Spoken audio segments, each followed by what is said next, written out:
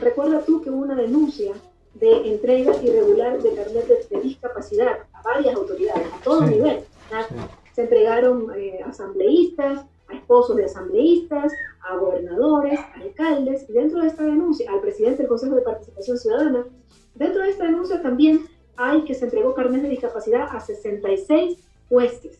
Uno de estos jueces reclamó y dice, no, yo sí merezco el carnet, porque yo tengo una enfermedad degenerativa, dice ese juez, pone un tuit, pone un informe, yo tengo una enfermedad degenerativa, tiene la misma enfermedad degenerativa que el vicepresidente Jorge Glass, tiene espondilitis anquilosante. Y entonces el Estado le otorga un carnet de discapacidad, le otorga beneficios al juez, que ya tiene un sueldo alto, ¿verdad? Un juez aquí no, en Ecuador tiene un salario importante. Sí. Entonces le entrega un beneficio. Y ahí es donde va mi pregunta. ¿Cómo así a un juez le dan beneficios por tener esta enfermedad degenerativa, pero en el caso del vicepresidente Jorge Glass no les importa si se contagia de COVID, cuando tranquilamente lo pueden trasladar a la cárcel 4 o a un arresto domiciliario, Antonio? Un ¿Por qué este paréntesis. doble rasero? ¿Por qué esta justicia selectiva? ¿Hasta cuándo? Un paréntesis ahí, Sofi.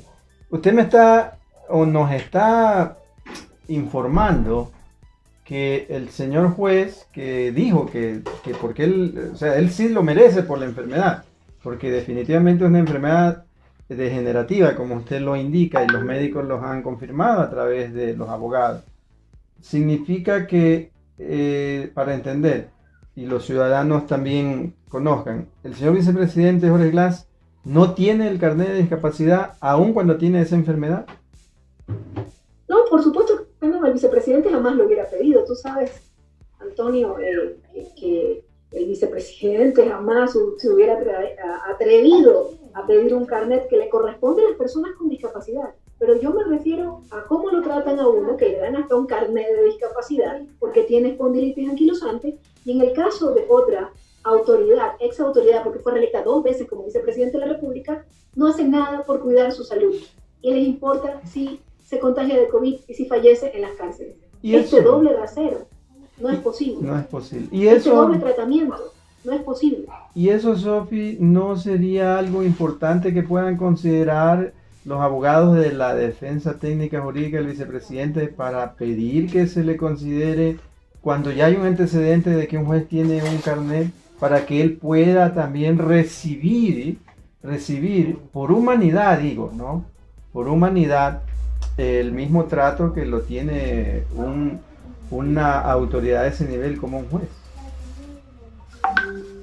Bueno, tú sabes que el presidente en Ecuador no tiene la menor posibilidad de justicia. En este momento, la esperanza de la familia del vicepresidente, de los militantes, de la ciudadanía que lo aprecia, está en las cortes internacionales, o sea, está en la Comisión Interamericana de Derechos Humanos, en que emitan efectivamente medidas cautelares mucho más fuertes, y de no cumplirla el gobierno nacional, pues remita esto a la Corte Interamericana de Derechos Humanos, que allí sí tendría una mucho mayor fuerza. Y por supuesto, la esperanza nuestra es de que retorne el Estado de Derecho, y eso se dará cuando ganemos las elecciones en febrero del 2021. Entonces, ese será el momento definitivo de recuperar el Estado de Derecho. Es la única manera que nos queda. Falta poco, pero son 8 meses para una persona que, como te informo, está en una celda muy pequeña, de 2x2, solo todo el día, no tiene contacto con nadie por seguridad, no puedes conversar con el señor de la celda de al lado. Es muy grave entonces, o sea, es mucho tiempo, son 2 horas, 23 horas al día solo, y 4 meses, perdón, dije 2 años, 2 años, 23 horas al día ahí en esa celda, 1 hora de patio, y ahora en el COVID, 24 horas al día totalmente aislado.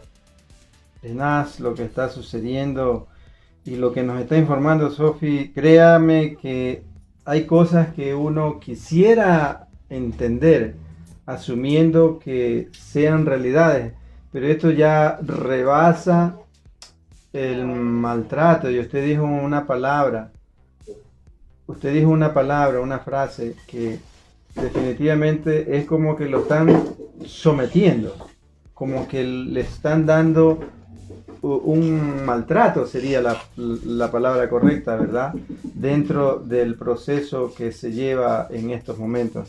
Bueno, Sofi, mire, yo tengo que seguir leyendo mensajes aquí. Nos envía pues desde Toronto, Canadá, saludos, le envían Sofía Raúl Cabrera. Luis Criollo dice: hola Toña, audiencia, un saludo por el sitio en Nueva York. Lo propio para la aguerrida compañera Sofía Espindo, Luis Criollo. Rosiester, saludo como siempre nuestra Sofi. Luis Posligua dice: saludos a la combatiente Sofía desde la parroquia Aníbal San Andrés en Montecristi. Fernando Cunalata, un saludo. Fernando nos está recibiendo la señal desde la ciudad de Guayaquil. Importante los amigos que nos están sintonizando. Por acá nos escribe Joan, dice: hola Sofi, ¿usted puede regresar al Ecuador? Bueno, es una pregunta que está pendiente, ya mismo la responderá. Mary Luna, vamos a recuperar, dice, la patria grande. Importante también mensajes de Cristina Silva, dice: estamos contigo Jorge, nuestro legítimo vicepresidente. Un saludo también a Dionisio Fidel Briones, que nos escribe un mensaje. Miguel Marca Toma dice: saludos cordiales desde los páramos andinos de Palmira de Guamote, Chimborazo, Ecuador, hasta la victoria siempre. Ángel Villa, que viva nuestro auténtico vicepresidente. Tania Herrera, viva mi vicepresidente. Otto Ayala Armijos, compañeros Orglas, contigo hasta la muerte. Sofi, bueno, los FIS de la zona sur de Manabí, de Jipijapa presentes, aquí también te están escribiendo. Nelly Soria, resiste Jorge Glass, nuestro vicepresidente de Ecuador venceremos. Dice: a las ratas inas traidoras. Me imagino que ya sabemos a quién se refiere. Bueno, Sofi, dentro del escenario ya, justamente para, si tienes algo más que informar en esta parte, coméntanos si algo se está quedando, pero tenía una pregunta. Cuéntanos un poco cómo se están organizando. De lo que conocemos ya, se tiene una estructura justamente política como un colectivo. Si es posible nos puedas adelantar algo, invites a la audiencia, por supuesto, que se está formando ya en el país y en el mundo entero. Unión Progresista, Sofi. ¿Cuáles son las perspectivas? Y cuéntanos más detalles, de pronto, qué es lo que va a suceder en los próximos días. Muchas gracias, Antonio. Sí, para terminar el tema del vicepresidente, quiero informar que en esta reunión la CIDH le solicita información al gobierno de Ecuador, ¿no? Primero le requirieron al Estado un informe de la condición médica de esos documentos que se han perdido, estimado Antonio. Y el vicepresidente pudo informar que mientras el gobierno dice que tiene una persona que lo atiende todo el tiempo, el doctor, ¿verdad? En realidad el vicepresidente informó que lo que tiene es una persona que le toma la presión, nada más. Eso es todo, que eventualmente le toman la presión. Eso es todo. Entonces, la CIDH le solicitó el informe de la condición médica e informe sobre amenazas recibidas. Y también le preguntó, y esto es importante para todos los PPLs del país, el cumplimiento del gobierno de la recomendación 01-2020 que la CIDH emitió por la pandemia, ¿no? Para que no haya vulneración de los derechos humanos. Recuerden ustedes que la señora Michelle Bachelet solicitó a los gobiernos del mundo reducir el hacinamiento carcelario. La verdad, aquí en el Ecuador tengo unos datos muy interesantes. Adelante. Hay alrededor de 40.000 presos en las cárceles. De esos, hay un hacinamiento del 40%, entre el 35 y el 40% del hacinamiento. Eso estamos hablando de que hay 13.600 presos de más en las cárceles. 36.600 personas de más en las cárceles. Un hacinamiento del 40%, Antonio. ¿Y sabes lo que hizo el gobierno? Emitió un decreto e indulta a 66 personas. Entonces, el gobierno le miente a la CIDH. Y eso quedó evidenciado también en esta reunión. Que le han mentido a la CIDH sobre el problema de la pandemia en las cárceles del Ecuador. ¿No, verdad? También, obviamente, es un tema que quedó evidenciado. ¿No? Entonces, realmente la condición es gravísima. El coronavirus está en las cárceles y en las cárceles no hay mascarillas, no hay medicina, no hay doctores, no hay alcohol. O sea, yo quiero aquí hacer una reflexión, ¿no? Las personas privadas de la libertad, esa es su sanción, están privadas de la libertad, no están condenadas a muerte. Y entonces lo que correspondía en otros países del mundo, han liberado entre 2.000 a 4.000 personas privadas de la libertad. En Ecuador, 66. Y que yo para que la gente tenga un poco de tranquilidad, no es que se pide que liberen a violadores o asesinos o narcotraficantes, son personas privadas de la libertad de baja peligrosidad, o que incluso ya podrían acceder a la prelibertad, o que por algún motivo tienen prisión preventiva, nada más.